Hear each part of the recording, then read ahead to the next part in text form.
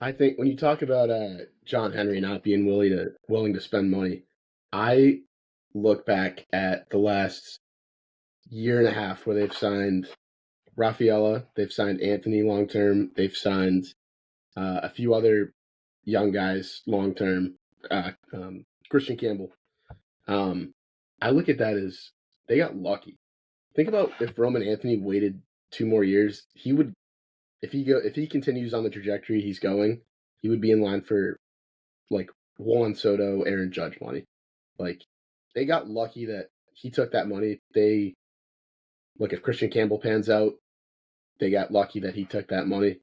Um, so I don't know. I don't have faith that that money's going to get spent um, in a fashion that sets them up to win this year. Like you have so much money left over from Rafi Devers. Like the only reason you got all those bums from San Francisco is because you got them to eat hundreds of millions of dollars. So yeah, I look if Connolly Early, I think Connolly Early is the future of the Red Sox rotation in that number 2 spot. He has the pitchability of like a 35-year-old veteran. He knows exactly he knows where every pitch is going. He knows exactly why he's throwing a pitch and what the purpose of it. Every pitch has a purpose, unlike a lot of other guys. Like Peyton Tolley is just chucking He just throws 102 mile gas. an hour. He just throws gas. Yeah, He just wants to throw it down the gut. If he can get a curveball, he's Garrett Crochet, but who knows? Just not gonna He happen. could be one of those guys that sits in the bullpen forever, and I wouldn't hate it because he'd be a great 7th or 8th inning guy around Garrett Whitlock. Setup guy as well. The guy before the setup guy would be a great role for Peyton Tolley this upcoming season to then not only just go out there and throw gas in the middle of a game, but also kind of work on developing anything besides a fastball would be amazing. And he's still so young, so he has that chance.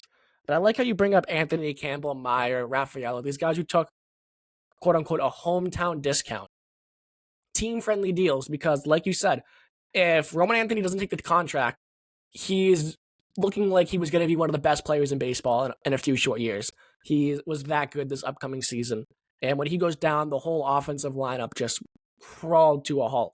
So you have him on a team-friendly deal for the next 7 years or something along those lines. It's one of those long-term, it's like 7 years, like $200 million contract.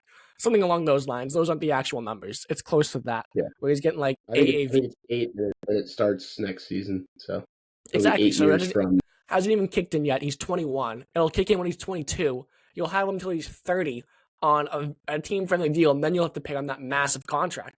So while you have them on these team-friendly deals, that's when you go and spend on the supporting cast around them.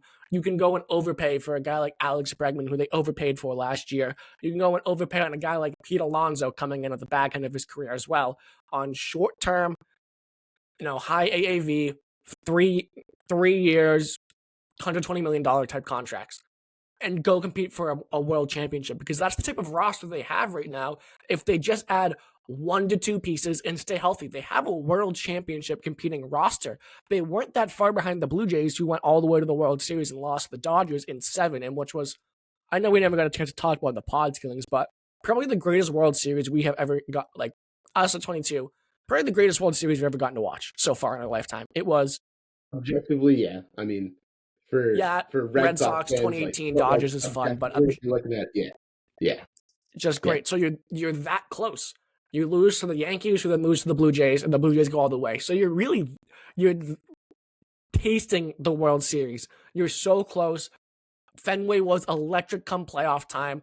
And if you're worried about money, John Henry, it literally prints money when the Red Sox are good. It makes no sense. Think about how many shirts they sold to the stupid tremendously locked in or exactly. Obviously that's not making them that money. But yeah, the playoff revenue is it adds so much to that. Exactly. So just go out. I mean, I said it all. It sounded like a broken record. Just go out and buy. And I know they won't, because there's a lockout coming up next year, most likely, and John Henry's kind of leading the way for a salary cap, which is the big thing. So it doesn't look like the math's going to add up where, okay, he's leading the charge, but he's also one of the guys spending the most amount of money in baseball. That calculus doesn't seem to connect it well. So I think once again, we'll just be yelling at clouds at some point in time that the Red Sox didn't buy enough,